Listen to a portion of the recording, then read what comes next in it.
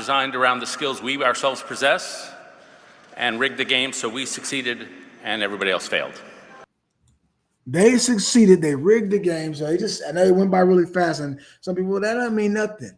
That ain't nothing. But when you look at what Esau and Jacob did, you begin to find out that because the world powers that are in, if you will, that are in seats of influence and power and governments, they descend all the way back from Esau. I'm going to show that here shortly after we play this right here. And their father, Isaac, made them swear to each other, okay? To swear to each other that they would love one another and cause hardship to their brother. We designed a meritocracy designed around the skills we ourselves possess and rigged the game so we succeeded and everybody else failed. So everybody else fails. Now, you would think, or we would think, and you were told this, work hard. If you do the right thing, you're going to succeed.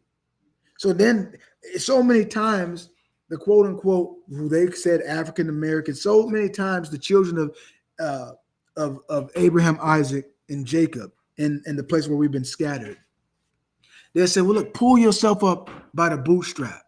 Stop complaining. It's no one's fault that you're struggling like this. This is the land of opportunity, right? You can do it. And to an extent, some people have, pulled themselves up out of poverty, if you will. But I'm going to state it again. There's two classes. There's those who have been designed to set up to lead, and then those who would serve those who are leading and setting, if you will, narratives, legislations, policies. Okay, they don't see you the same. This is out of his own mouth. He just said it.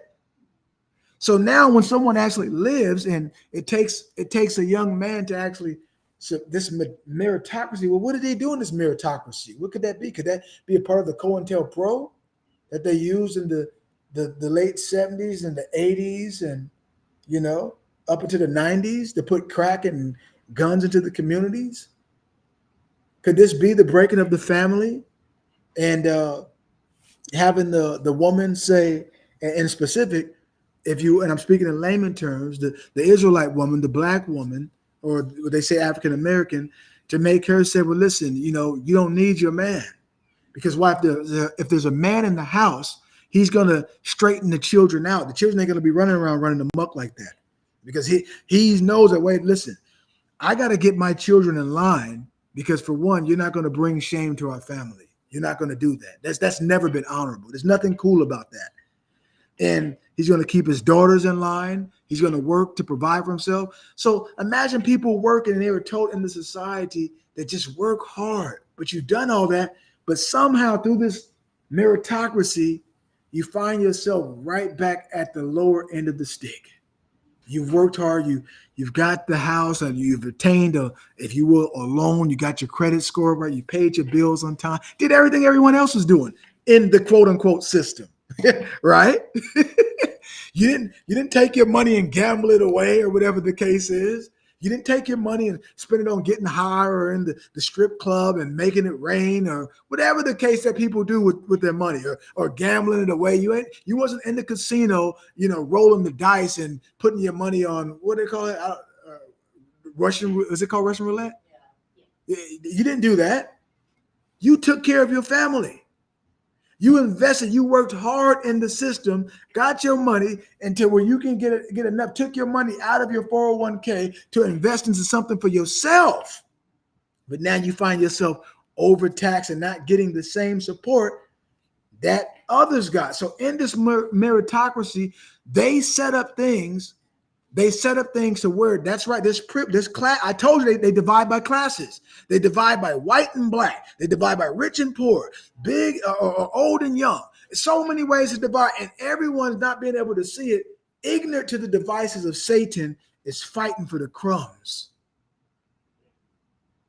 But yet the Most Highs, the patriarchs, was to do what? They would have passed down the knowledge of the Most High, how the blessings of the Most High would come upon the future generations. They were the leaders. But now, how could they be the leaders in the meritocracy to where they made a system that would benefit them and everybody else loses? But you were told as a kid growing up, it could be anything that you want. Listen, you're a black man. Okay, a black man has become the president. In 2008, what they call black, had become the president of the United States.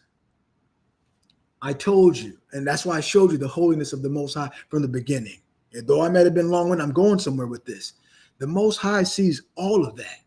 He sees the talking. Yeah, you talked and you said it. That's one thing. Now, what are you going to do about it? It's one thing to talk. So yeah, you need to confess it. But the scripture says that, but Zechariah 11 and 5, possessors hold themselves not guilty. So if you did all this, if you have this power, you had the power for reparations and giving the people who built the particular country, but they're tired of hearing that. Do you know that this is a stain on the particular country? Okay, there'll never be justice on stolen land. This land is a stolen land.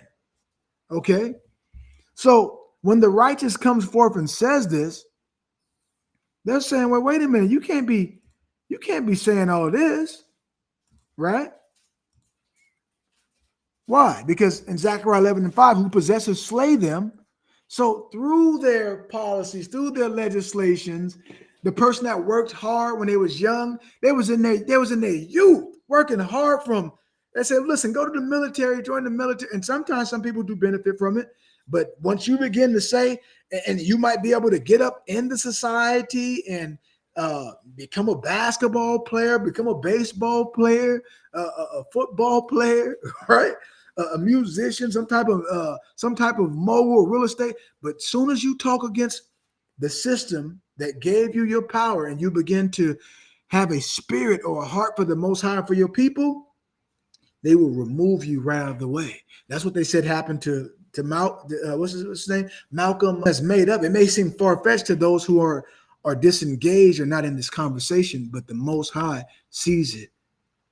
Israel, we're crying out to the Most High for justice, family, right? He's going to bring the justice. They'll never do what's right. And though they may dress themselves up and say, well, look, okay, yeah, we mean well, we want right. And they play both sides of the fence. We've read this a long time ago. There's books, it's in their books. They wrote it down and told on themselves. They don't care. They're like, well, what can you do? What can you do, poor righteous man, to do anything? You have no military might. You have no financial might. You have no resources. No one's going to listen to you, right? And you're following our gods. You're not following the true living power, but when the Most High, remember that holiness that separate? The Most High separates his sons and his daughters. He separates his people, truly. And he begins to reveal to them. And that's why it feels lonely at times, because having conversations and looking at things in the world that are happening like this, it seems like, am I the only one that feels like this? Am I the only one you don't see what's going on right before you? In Zechariah 11 and 5, whose possessors slay them and hold themselves not guilty, and they that sell them say, blessed be the Most High. Bless the Lord. Blessed be God. Right? I'm rich. Right? You even have some pastors and all of that. They in Sunday church. They're like, well, listen, no matter who Israel is, right? You don't have to keep the commandments, none of that stuff. These people who have orchestrated the metocracy, they're laughing. As a matter of fact, they put up the particular leaders that they how do you say it? They groom them, right? They watch them. Okay, we're going to give you all this and furnish you all this. They tell you what to speak about. They give you your criteria, what you can talk about and teach about, what you can and cannot talk about. And so it says that they're rich, but the scripture just told us in Proverbs 11 and 4, look at this. This is what I'm rejoicing. Riches profit not in the day of wrath. So you keep saying you're rich, But these prayers that the righteous are sending up, what you have done to God's people, this wicked that they have dispersed in the world, you're responsible. Our God, the Most High, is going to hold you accountable for it. You're not going to be, you can't escape his judgment. Right? It doesn't matter if the whole world's foaming at the mouth to eat your lies up and buy your lies. You're going to have to answer for this wickedness that you've promoted around the world. See, and it says, and their own shepherds pity them not. Their own shepherds won't say nothing because they say something, they're going to lose their tax exemption. They're going to lose their livelihood, sending their kids to college. And remember, he about to talk. You heard what he said. He said he's a part of the elite class, the leaders. Let's go back into it. So we now covered the, I'm saying this right, meritocracy. We did that one. Hit play now. We designed a meritocracy designed around the skills we ourselves possess and rigged the game so we succeeded and everybody else failed. By age 12, American children of affluent kids are 4 grade levels above everybody else. By university age, rich kids are 77 times more likely to go to university or to Ivy League university than kids from poor schools. In adulthood, 54% of the people at elite workplaces went to the same 34 elite colleges. So we ended up creating— That means were there the people that they had picked went to their same colleges. They're the presidents, the vice presidents, so forth and so on. These people, these big CEOs. I mean, the CEOs of these big conglomerate companies, right? So they set up a system and made it to where this is their paradise and made the poor of the earth look at them with longing eyes, like what they set up to do. This is what you should. And now you're not going to have any level of happiness unless you do what we are doing, because the wicked is boast. They leave. Let me read it to you. Wisdom of Solomon, right? You're all going to remember this once I read this. Chapter 2. It says here in verses 4. It says, our name will be forgotten in time, and no one will remember our works. Our life will pass away like the traces of a cloud and be scattered like mist that is chased by the rays of the sun and overcome by its heat. For our allotted time is the passing of a shadow, and there is no return from our death, because it is sealed up and no one turns back. Come, therefore, let us enjoy the good things that exist and make use of the creation to full as in youth. Let us take our fill of costly wine and perfume, and let no flower of spring passes by. Let us crown ourselves with the rosebuds before they wither. Let none of us fail to share in our revelry. Now, here's the point. Everywhere, let us leave signs of enjoyment.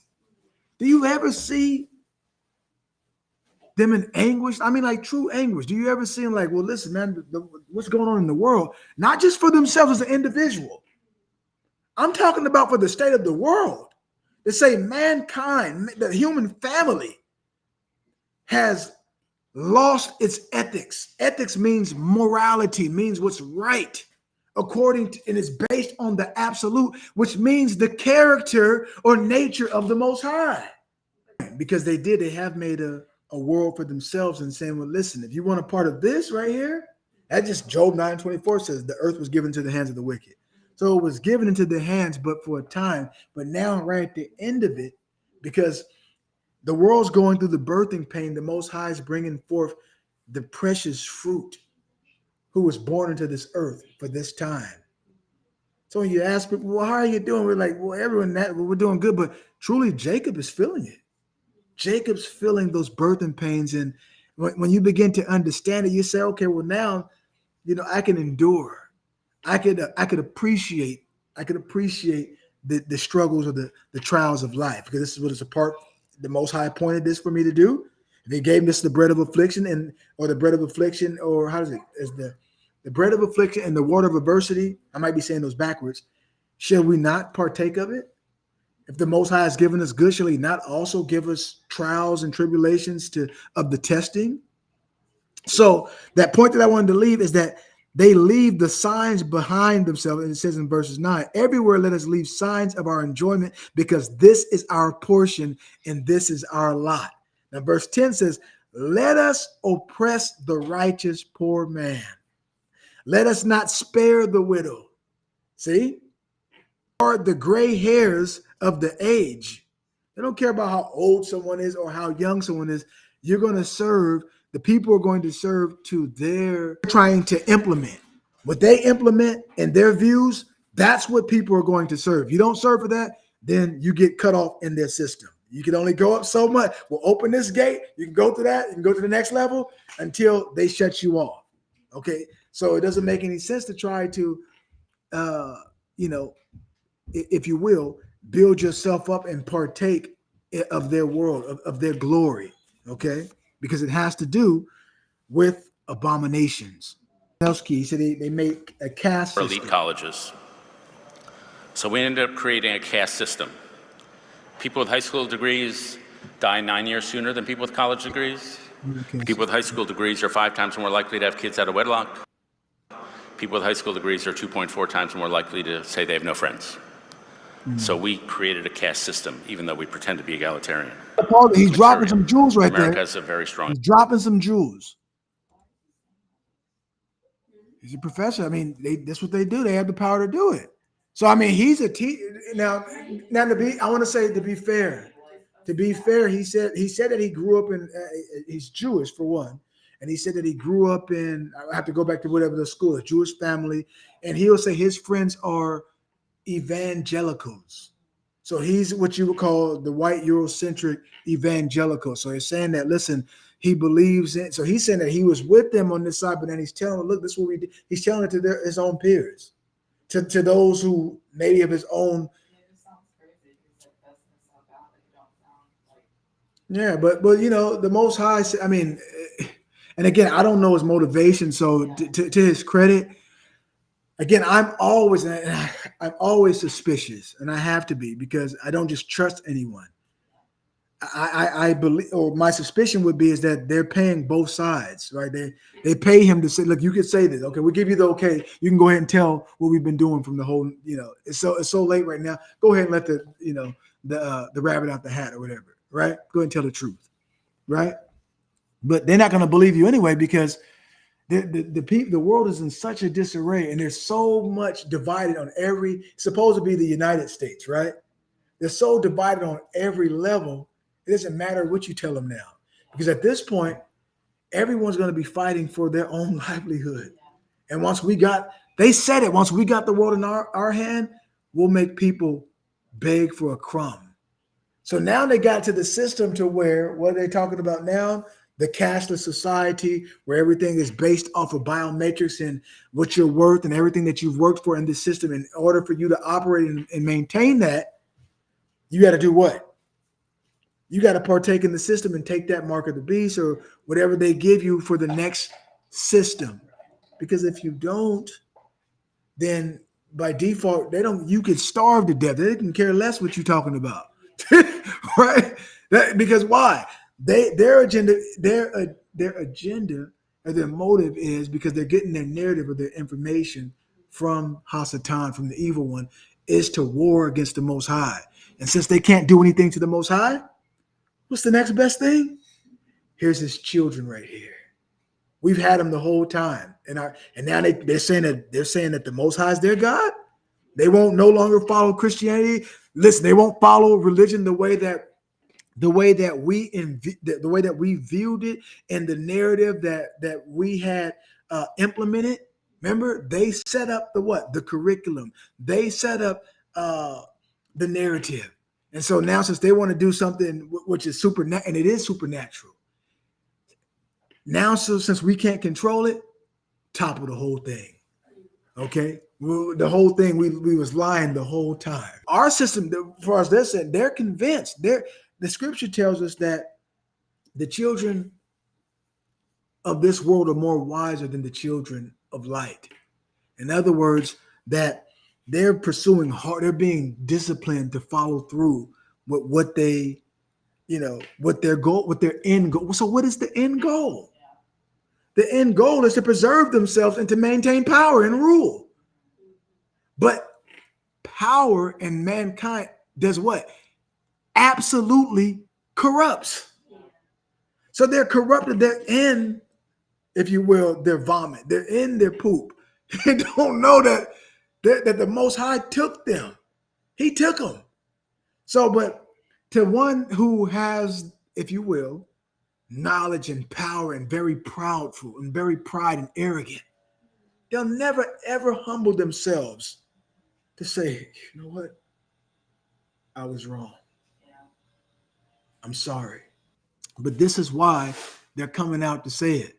They don't care now in their pride and their arrogance. And maybe there's some on the side. And again, just if there's those who are sitting up in the higher echelon of society, they took oaths and all that. So again, one who believes we are supposed to be, what's that word? Skeptical.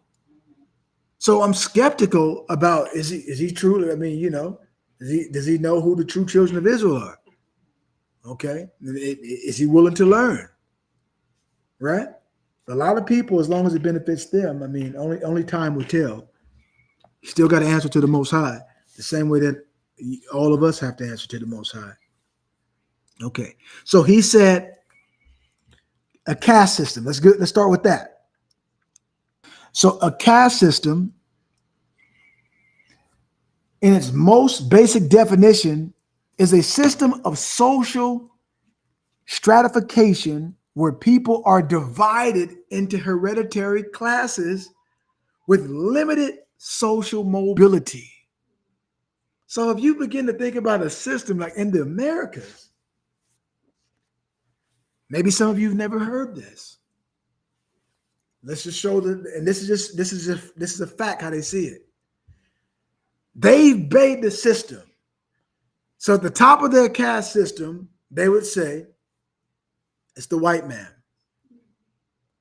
After the white man, it is the gay white man. Straight up. After the gay white man, it is the white woman. After the white woman, I'm laying it out for you right here. You can do your own research. After the white woman, it is the if you will, lesbianism, the lesbians, the lesbians. And then after the gay white, you have what you call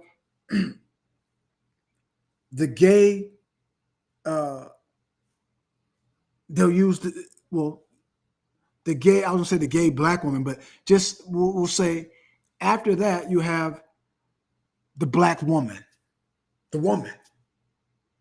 After the woman, guess who's after the woman? The man. The man of, now these are the leaders. These are those who have been stripped from their power. They can't say anything. And even if they go out and work, you work until you're old and gray. You don't even have time to think about like you trying to to pay for the bill for the house that you're trying to provide for your family. And so it was a farce. Geez, I just broke it down right there.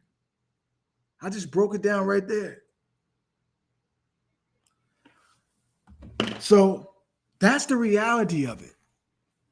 I should have said everybody. That's it. And then, okay, before that, you have all the other nations above the blacks, whether it's the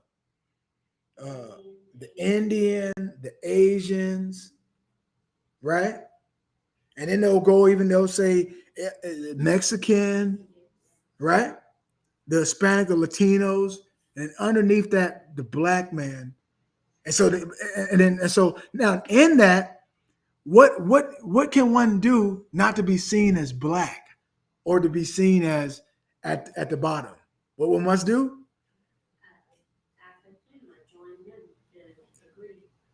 they have to have an influence. They have to become influential. So you have to join them. So how do you become influential? You get to grow up on through tears. Now you're getting money. You're successful.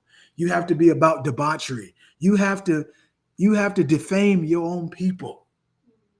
The women have to go in there and show the daughters of Zion as loose, promiscuous.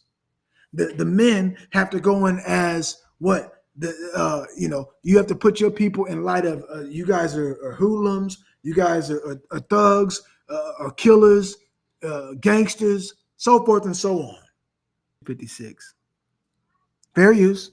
Degrees are 2.4 times more likely to say they have no friends. So we created a caste system, even though we pretend to be egalitarian.